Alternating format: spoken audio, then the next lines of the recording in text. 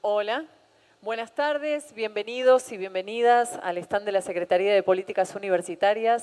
Esta tarde nos acompaña de la Universidad Nacional de Moreno el profesor Guillermo Vera, que nos va a dar una charla que se llama El trabajo del futuro. ¿Estás preparado para el cambio? ¿Están preparados para el cambio? Veremos. Los dejo con Guillermo. Muchas gracias. Muchas gracias por la presentación. Estoy realmente muy agradecido, muy contento de estar acá con ustedes, muy entusiasmado. Ya hubo la presentación, gracias a la Secretaría de Políticas Universitarias y a la Universidad Nacional de Moreno por esta oportunidad. Bueno, vamos directamente al grano. El trabajo del futuro, y la pregunta es si estamos preparados para el cambio. Justo coincide con el eslogan de la Secretaría que habla del futuro sos vos, ¿no? Siempre hablando del futuro. Pero un poco para eso hay una pregunta disparadora, ¿no? Que intencionalmente está conjugada mal, que es ¿qué estará pasando hoy con el empleo? O sea, si hablamos qué estará pasando, hablamos del futuro. Pero subrayé hoy, porque entendiendo lo que pasa hoy, es un poco lo que podemos configurar lo que va a pasar en el futuro. ¿Qué es lo que está pasando hoy? McDonald's sustituye 2.500 cajeros por robots. Los contadores tienen posibilidades de ser reemplazados por máquinas. Los abogados podrían ser la próxima profesión a ser reemplazada.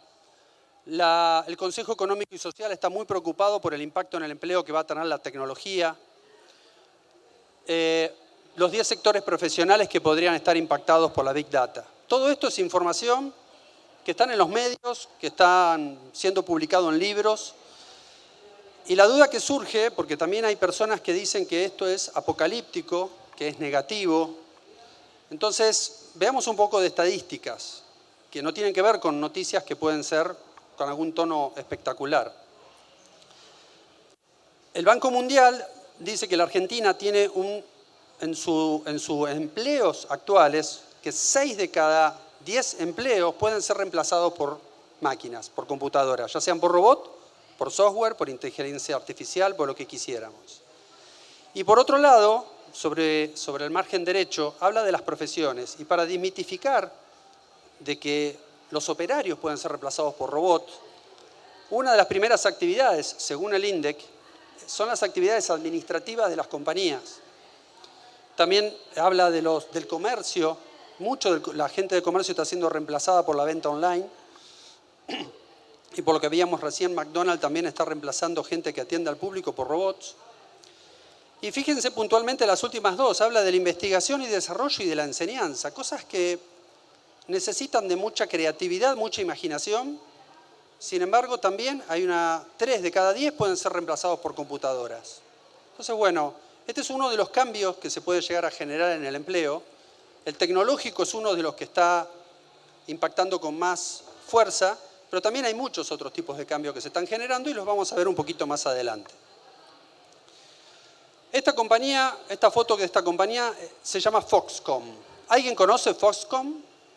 No es muy conocida, pero es el mayor empleador del mundo en la fabricación de productos electrónicos. Fabrica iPhone, iPad, fabrica para Sony, la GoPro. O sea, muchos de los productos que estamos utilizando a diario es fabricado por esta compañía, que es china, y tiene 1,3 millones de empleados. Para que tengan una idea, YPF en la Argentina es uno de los mayores empleadores y tiene 20.000. Esto tiene 1,3 millones de empleados. Fíjense la foto de la cantidad, esta es una de sus fábricas, y hace 5 años anunció esto. Su directorio anunció que 1 millón de los trabajadores van a ser reemplazados por robots. Y cuando hablamos de trabajadores, hablamos de todo lo que arrastra. Arrastra a toda la gente que trabaja en recursos humanos, arrastra a toda la gente que está en las áreas administrativas. O sea, arrastra una tecnología que está avanzando sobre el empleo en forma muy seria. Entonces, la consulta es justamente todas estas noticias que hablan del reemplazo, es uno de los cambios que se está generando. Muchos dicen, esto no es nuevo, y es verdad que no es nuevo. Analicemos un poquitito de historia. Desde que el Homo sapiens tomó dominio de del planeta Tierra fue hace 70.000 años. Y vivió hasta el año 10.000, que está ahí marcado con la otra flecha, de la misma manera. Significa que durante 60.000 años los conocimientos no cambiaron. Vivieron y sobrevivieron de la misma manera. En el año menos 10.000 se da la revolución agrícola. Empezamos a plantar nuestras propias plantas, dejamos de estar en la era de piedra y a ser recolectores, cazadores, a cultivar nuestra propia tierra. Eso fue un cambio significativo. Nos pusimos un poco más sedentarios. La otra flecha que está ahí, que está en el menos 4.000, es donde se inventó la rueda, donde se inventó los números, recién ahí. Recién ahí empezamos a manipular la era de los metales, el cobre, el acero. Y después se empieza a acelerar cada vez más los conocimientos. Los siglos son cada vez más pequeños. Y de lo que le voy a hablar ahora es de esa flechita última chiquitita, lo que pasó en los últimos 150 años, para que vean lo que representa en la vida de la humanidad y cómo las cosas se están acelerando cada vez más. Hace 150 años, el 80% de la población del mundo fabricaba alimentos, ya sea en el campo como en las fábricas haciendo alimentos. Y fabricaba para alimentarse a ese 80% y para alimentar al otro 20%, que serían militares, monarquías, lo que fuera. ¿Qué es lo que está sucediendo hoy? Solamente el 2% de la población mundial se dedica a fabricar alimentos. ¿Qué es lo que sucedió? La tecnología, ¿no? Un poco ahí está representado, llevado al extremo, pero esto fue paulatino en 150 años, pero si ustedes ven en la recta del tiempo de arriba es nada en la historia de la humanidad. Ahora uno dice, toda esta fuerza laboral que estaba acá, ¿se quedó sin empleo? Hubiese sido una catástrofe. No. La gente fue migrando a otro tipo de empleo que se fueron creando con otras nuevas sociedades. Se empezaron a generar las grandes ciudades, entonces empezaron a generar distintas posiciones de trabajo. Telefonistas, ¿no? La tecnología trajo esta conexión, se creó el teléfono, pero se necesitaba de una intermediaria. Fíjense que acá pasa otra cosa. Acá se deja de usar la fuerza física fuerte, las piernas, la espalda, los brazos, y se empieza a utilizar las manos, o sea, manualidades, cosas más finas, y algo de habilidades cognitivas. También se genera la revolución industrial con todo lo que implica. Henry Ford no fue el primer fabricante de vehículos, lo que hizo fue él una línea de montaje, lo fabricó en forma muy eficiente. Y fíjense, los operarios ya no están caminando y utilizando su fuerza física tan extrema como la de arriba. Empiezan a tener habilidades manuales también. Ahora, toda esta migración de gente que se pasó de lo agrícola a lo industrial, hoy, el teléfono celular, digamos, fue paulatino, estos fueron 70 años, más o menos, 70, 80 años. Todo fue paulatino, relativamente, pero también toda esta gente perdió millones de puestos de trabajo. Las líneas de montaje hoy, 80%, yo tengo 30 años de experiencia en la industria automotriz, y hoy el 80-90% de las ensambladoras están robotizadas. ¿Qué pasó con eso, no? También se producen muchos millones de vehículos más que antes, y ese 20% que se está dedicando a fabricar ocupa mano de obra, pero no tanto como a principios de siglo. Y también se está migrando a otro tipo de actividades, todo lo que es tecnológico, todo lo que es fabricación de robots, o sea, todo esto está generando, el consumo y el comercio a nivel mundial generó más empleo. Pero hay un reemplazo de la máquina por nuestra fuerza física y de la máquina por nuestras habilidades manuales y algunas actividades cognitivas. Los primeros robots que entraron a la fábrica donde yo trabajo eran prácticamente ciegos y no corregían determinados niveles de soldadura según la pieza. Los robots de hoy tienen cámaras y corrigen la trayectoria de la soldadura en función de cómo viene la pieza. Entonces ya empiezan a tener habilidades manuales que nos están reemplazando. Y bueno, la gran pregunta es, que si se ponen a leer, si también las máquinas nos van a reemplazar en algún momento en todas nuestras habilidades cognitivas. El hombre, cuando dominó el planeta Tierra hace 70.000 años, la revolución fue cognitiva. Acá se creó el lenguaje. El lenguaje nos permitió ser más colaborativos y pasamos a ser la especie dominante del planeta. Si no, éramos una especie relativamente débil e insignificante. Sin embargo, nuestras habilidades cognitivas fueron las que nos potenciaron. ¿Y ahora nos están amenazando nuestras propias máquinas? Vamos a ver si es cierto. Pero hoy por hoy existe esa pregunta. ¿Algún día va a existir un robot, un cerebro positrónico, como decía Isaac Asimov, que nos reemplace 100% de nuestras capacidades cognitivas. En principio, hoy por hoy se ve un tanto lejano, pero algunos dicen que tenemos que ser mitad chip y mitad cerebro. Lo que hoy les pongo a proponer es que nos amiguemos con la tecnología y hagamos que humano más máquina sea mejor que máquina sola o que humano solo, ¿sí? Es uno de los cambios en el que se viene en el aspecto laboral que nos está impactando en la tecnología. Vamos a analizar un poquitito más con profundidad esta última pregunta, si realmente las máquinas nos están reemplazando. Hace 20 años, Kasparov, campeón mundial de ajedrez, fíjense, un juego totalmente intelectual, creativo, estratégico, intuitivo. Hace 20 años una máquina creada por IBM le ganó al campeón mundial de ajedrez, no una vez, varias veces. Incluso Kasparov se enojó, dijo que estaban haciendo trampa y después lo aceptó.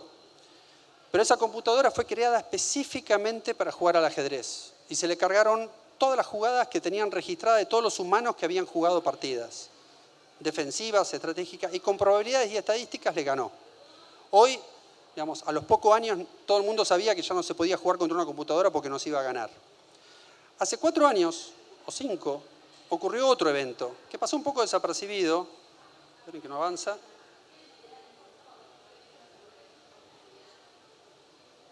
Perdón.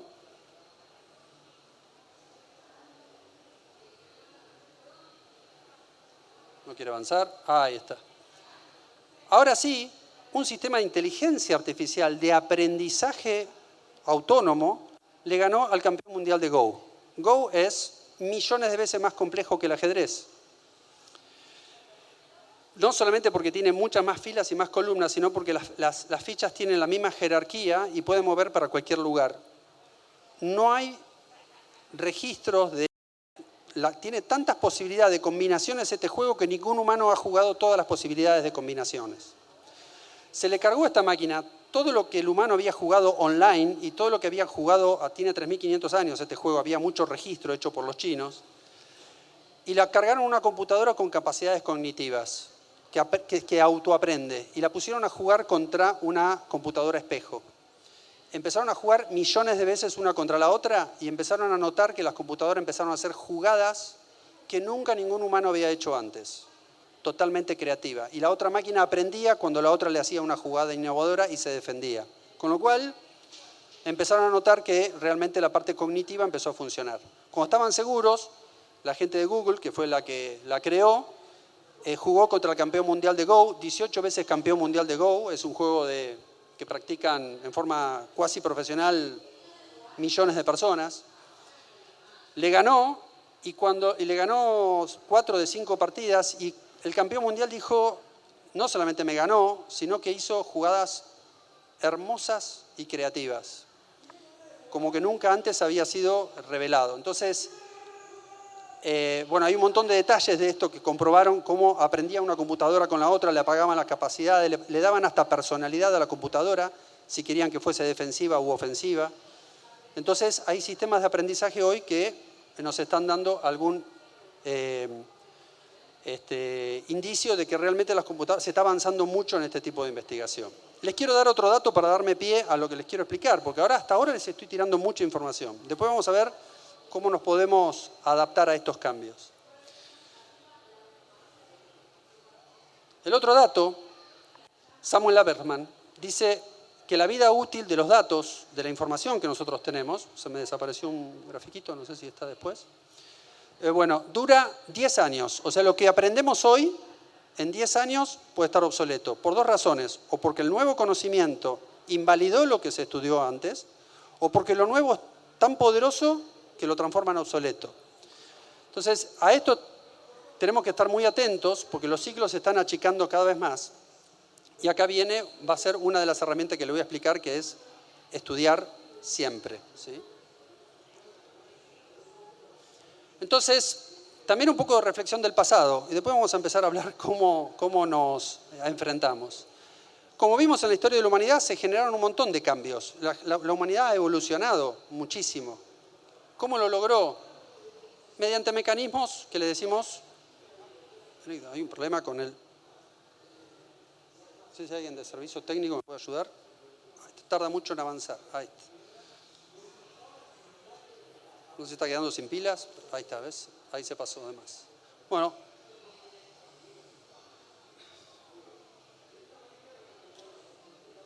¿Está?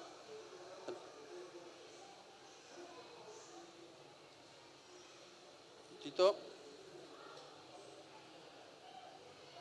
Ahí no avanzo. Una más. Ahí está. Bueno, se logró con sistemas de liderazgo o sistemas de comando de gente, de personas, que era la esclavitud, era cuasi militar. Entonces se lograron cosas. La humanidad avanzó, pero avanzó con imposiciones que tenían sus resultados, pero se tardaba mucho el tiempo porque al imponerle cambios a las personas se resistían. Pero de todos modos, como había un poder muy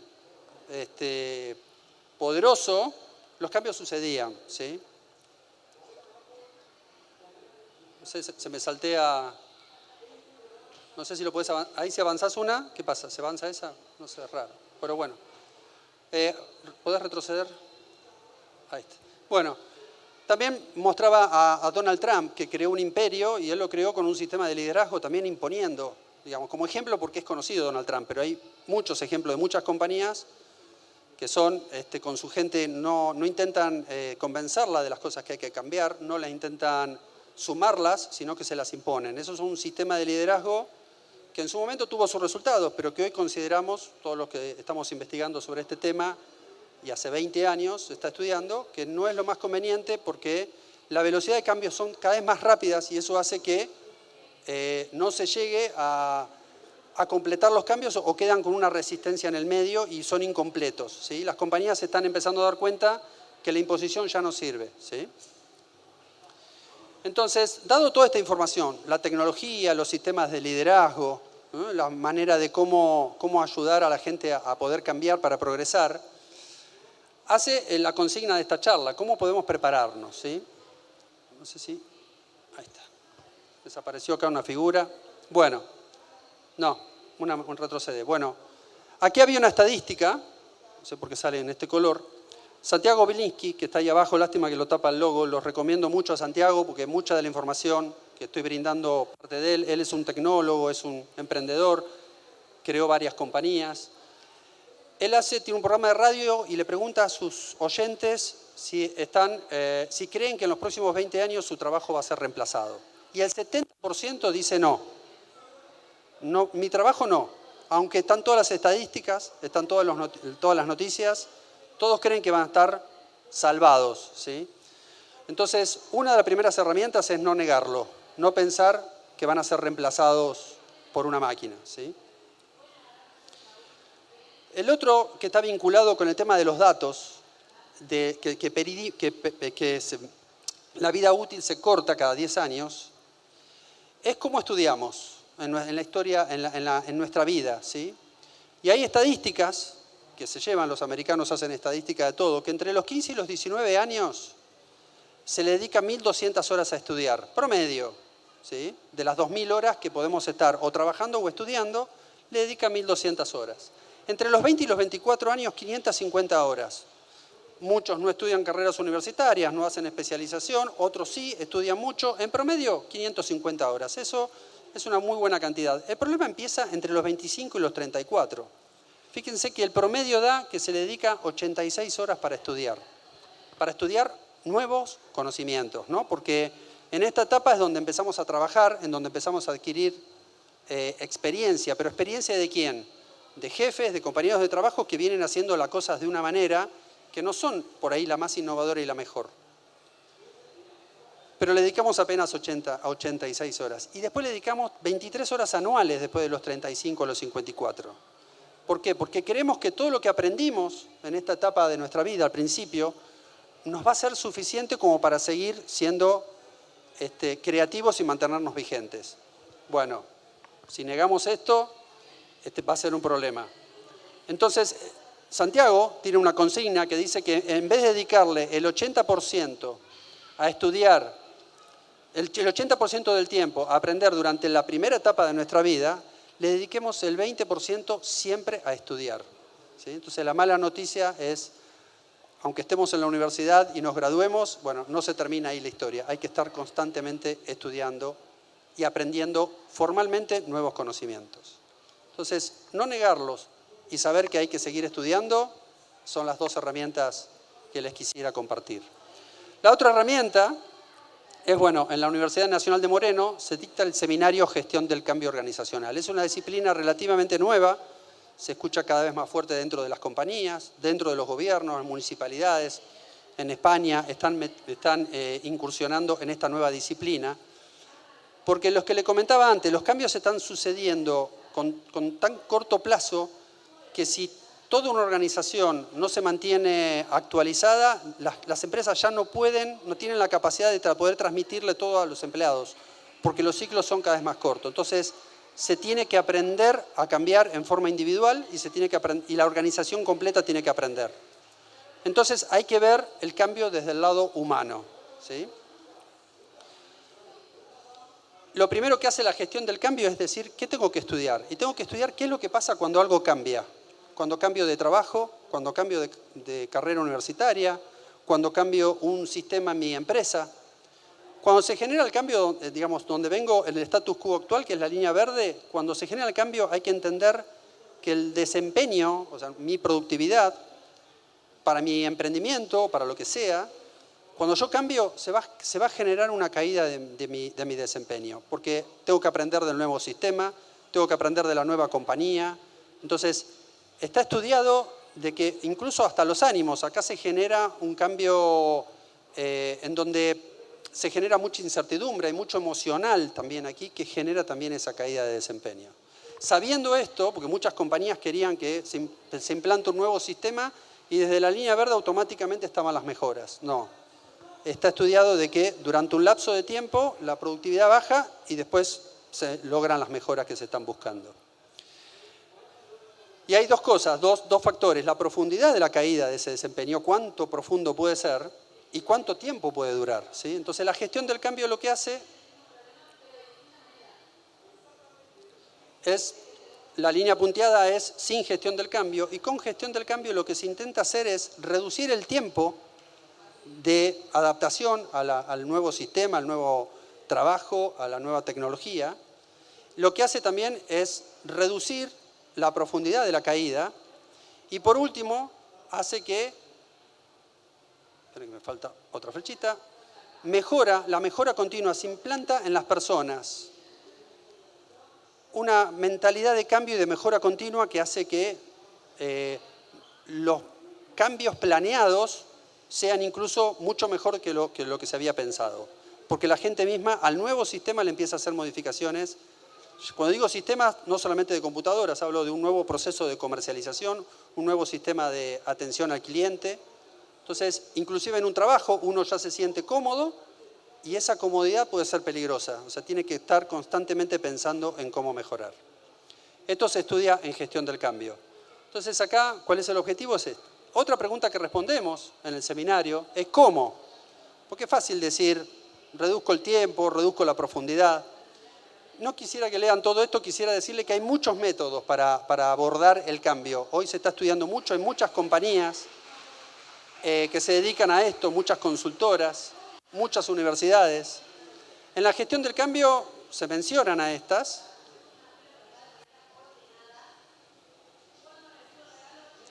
Ahí está, ahí avanzó. Se las menciona pero no se las estudia y si nos concentramos en el modelo ADKAR, muy de moda en las compañías hoy, hay como 3.000 compañías que están usando este método y sirve mucho para el cambio individual, para la aceptación, para tomar conciencia, generar un deseo, el conocimiento, la habilidad y el reforzamiento. En el seminario se dan detalles de cada una de estas etapas para poder adaptarse y aceptar el cambio. Y los 8 pasos de Kotter, si bien tiene ya unos años de publicación, no es nuevo, pero sirve mucho y tiene mucha vigencia respecto a los cambios de organización, ¿sí?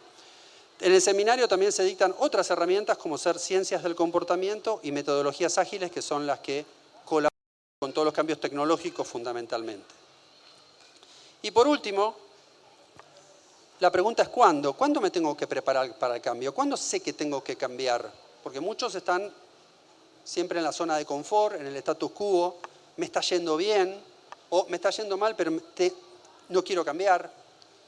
Y bueno, y acá quiero hacer dos analogías de un profesor que me impactó bastante, Juan Uribe, que nos dijo: las goteras se reparan cuando hay sol, se detectan cuando hay diluvio, cuando hay lluvia, pero se reparan cuando hay sol. ¿Qué queremos decir? No pensemos en innovar, en mejorar nuestras competencias cuando nos quedemos sin trabajo, cuando la tecnología nos pase por arriba. Tenemos que adelantarnos. Tenemos que reparar cuando nos está yendo bien, cuando tenemos un buen trabajo, ahí es donde más tenemos que estudiar y donde más tenemos que estar actualizados. Y la otra analogía es los pescadores, ¿no? Un trabajo muy milenario dentro de la humanidad y muy sabio, en donde el pescador no está todo el tiempo pescando. Le dedica parte de su tiempo, intenta aprovechar cuando hay mal tiempo, pero si no lo hay, igual se sienta y ata redes. Reparar goteras y atar redes. ¿Cuándo atan redes? ¿Por qué atan redes? Porque si no las atan, su productividad de recolección de pescados va a ir bajando porque las redes se van rompiendo, se van enganchando. Ellos se dedican a repararla. Entonces, el cuándo también tiene que ver con esto. No se dediquen el 100% a trabajar, no dediquen el 100% de su tiempo a producir. Porque cuando sucede eso nos empezamos a poner obsoletos. Ese es el último mensaje. Y bueno, y ahora si tienen alguna otra consulta, algún consulta o comentario, porque esto es un debate. ¿Ninguno? ¿Nadie? Bueno, sí.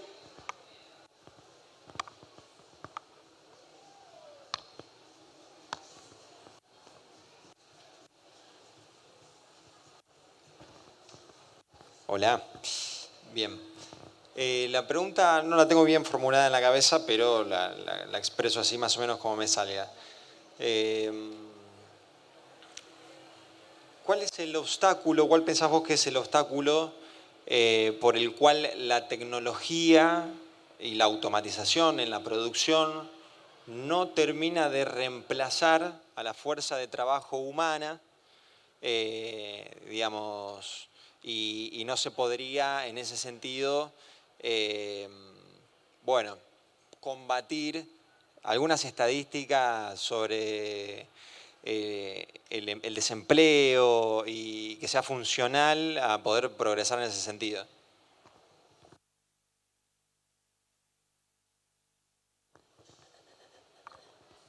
Bueno, como viste, por eso mostré un poco de historia. La tecnología ya nos reemplazó fuertemente en la industria minera.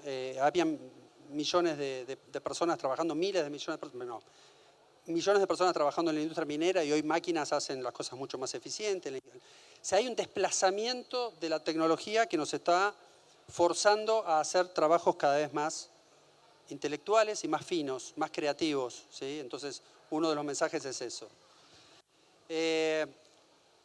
Santiago Bilinsky, en su charla TED, que es muy recomendable, se la recomiendo para que la vean, él en un momento propone incluso, y se está discutiendo a nivel mundial, no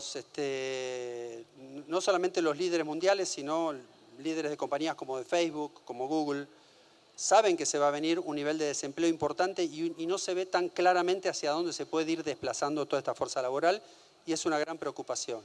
Entonces incluso se está hablando de un ingreso universal, un dinero que se le pague a los que van a quedar desempleados. En cambio, lo que también se está proponiendo como alternativas es trabajar menos cantidad de horas entre todos. Siendo que las máquinas nos van a reemplazar y van a hacer las cosas en forma mucho más productiva de la que estamos haciendo ahora, hoy nadie discute que un tractor es mucho más rápido y más ágil que una persona cosechando manualmente. Dentro de poco va a haber también muchos trabajos en donde tampoco se va a discutir y nos van a ir reemplazando. Entonces, lo que tenemos que buscar como sociedad a nivel mundial, el gran debate, es que eso nos mejore el nivel de vida a todos, ¿sí? Trabajando menos cantidad de horas. Él proponía que eliminemos los viernes, a mí me gusta que eliminemos los lunes, de trabajar menos cantidad de horas y trabajar menos cantidad en trabajos que son también, hoy existen todavía mucho trabajo forzado, poco, no tanto como hace 150 años, pero sigue existiendo. Entonces, que sea virtuoso esa parte. En la empresa donde estoy yo había lugares donde tenían que usar máscaras, una parte que era muy tóxica, qué sé yo. Hoy hay todo robot y no hay gente trabajando en esas zonas peligrosas que nos pone a todos muy contentos. Entonces ahí la tecnología se fusiona con lo bueno. Y un detalle, en la compañía donde trabajo, cuando entró el primer robot éramos 400 personas. Hoy hay 270 robots y 1.200 personas. Porque se logró producir el triple de producción. Bueno, Argentina es un polo de fabricación de pickups, yo estoy en esa industria. Y hicieron toda esa productividad, hizo que se abarataran los costos y pudiéramos vender más camionetas alrededor del mundo. Entonces ahí fue virtuoso la incorporación de la tecnología. En algunos casos no sucede lo mismo, ¿no?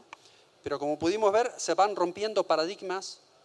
Si vos decías el 80% fabricaba alimentos y ahora solamente el 2%, decís, millones de personas se quedaron sin trabajo y están desempleadas. No, se crearon nuevas posiciones. Entonces hay que estar muy atentos a esas nuevas posiciones, a esas nuevas necesidades que hay.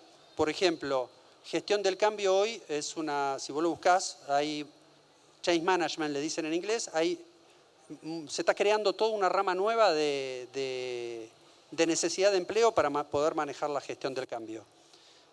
Y hoy hablo con muchos especialistas de gestión del cambio y muchos son ingenieros. Yo me estoy especializando en gestión del cambio, soy contador público. Entonces estoy dejando mi profesión habitual y me estoy volcando más a lo que está la tendencia. Y sigo estudiando, como dice, el 20% de mi tiempo para poderme mantener actualizado. Y eso es un poco el desafío de todos y achicar la brecha con la gente que no tiene todavía esa posibilidad, ¿no? O sea, hay que insistir mucho con eso. Y el hecho de las universidades regionales, como la Universidad Nacional de Moreno, colabora muchísimo en eso, ¿sí? Entonces, eso es lo que esas políticas públicas son las que también tienen que apoyar. No sé si te respondí la pregunta, pero está en discusión todavía cómo la tecnología va sobre eso. ¿Cómo?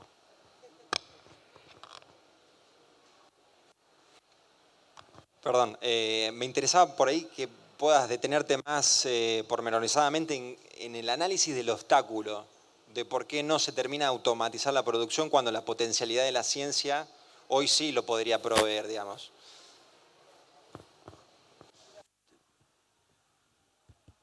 Hola, hola, hola, hola. Ahora sí se escucha. ¿Se escucha bien? Bien. Los obstáculos, hay una combinación de cosas, no te podría dar una respuesta. La que yo te podría dar rápidamente, la que conozco, es un tema de costos. El tema de los costos, hay cosas que todavía no logran, digamos, los robots están siendo caros, pero cada vez se están abaratando más.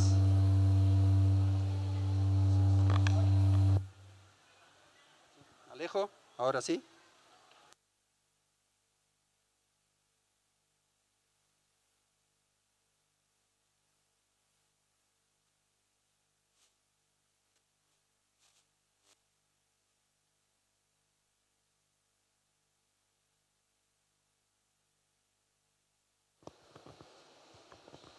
Hola, hola, ahora sí. Hay una razón de costos, hay una razón de resistencias. Los sindicatos alrededor del mundo están intentando frenar un poco esto. Ese es no sé si un obstáculo, ¿no? Es una defensa natural que hay, ¿no? Todos los taxistas contra Uber, que son métodos colaborativos, las estaciones de los peajes para que haya peajes automáticos. O sea, ahí también los sindicatos están jugando para intentar... saben que es inevitable, yo he hablado mucho con eso, saben que es inevitable, lo que buscan es que haya una transición más suave hacia otros puestos de trabajo para que no se genere un desempleo importante. Y después hay, lo que te decía, muchas habilidades cognitivas hoy todavía de las computadoras que se está iniciando, digamos, todavía no hay un reemplazo completo. Creemos que nadie habla de reemplazar a un médico hoy en día, ¿no? Ahí sí creo que hay algunas situaciones que son un poco exageradas. Pero creo que la complementación de una máquina haciendo un diagnóstico que estudia millones de casos con un médico que definitivamente decida puede estar ayudando. Y tiene que ver con también a nivel mundial, te diría también con desigualdades que hay, ¿no? O sea, hay muchas posibilidades de automatizar cosas que no las puedes llevar adelante porque es costosa adquirirla y es costosa implementarla, ¿sí? Entonces, eso también está siendo, no digo un obstáculo, pero está frenando un poco el avance de cosas que hoy se podrían, ahí lo vimos, 65 podría ser reemplazado, pero no se está haciendo por un tema de viabilidad, por un tema de costos y por un tema de adaptación y de freno de cierta sociedad que lo está frenando, ¿no?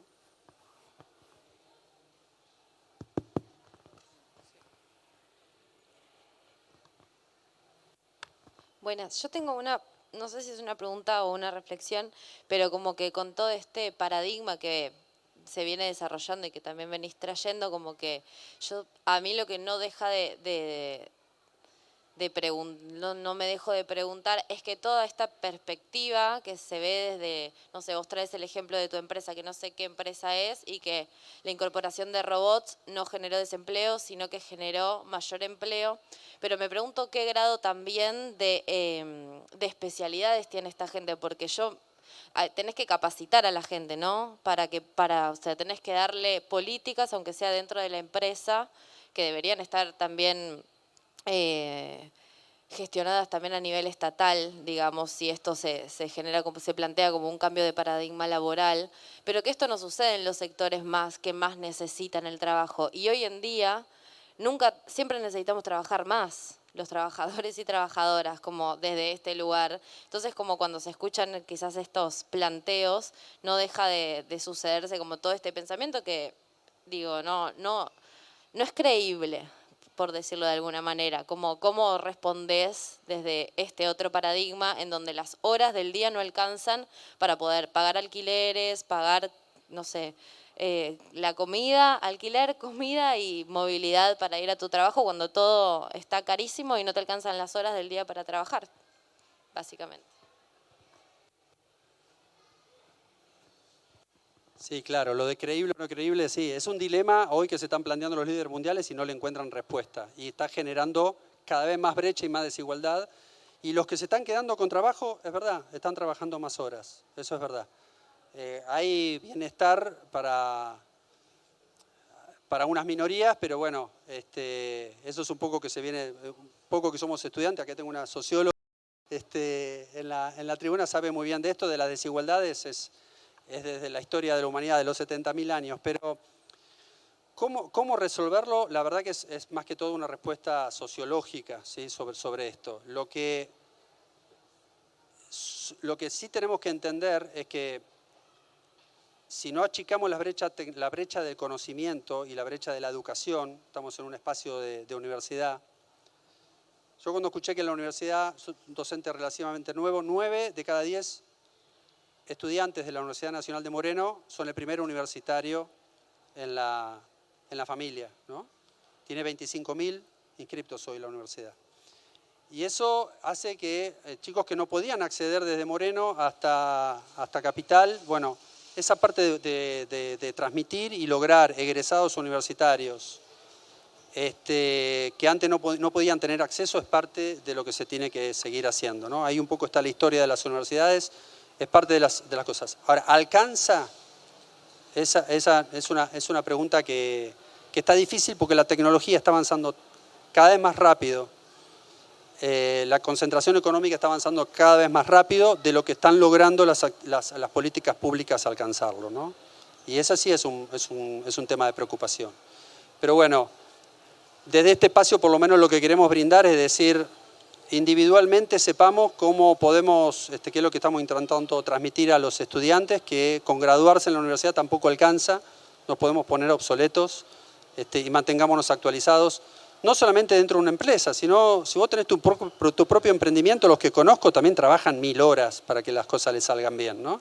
Entonces, conozco muy pocos que la pasan bien teniendo su propio emprendimiento. No bien, porque les gusta, pero digamos que trabajan poco, todos trabajan mucho. Pero lo importante es siempre estar pendiente de los cambios que se están viniendo y no quedar desactualizados y obsoletos. Porque ahí es donde los ciclos de cambio son cada vez más rápidos y eso es lo que nos va a dejar fuera del ámbito laboral, ¿sí? Por lo menos tener un paliativo por ese lado.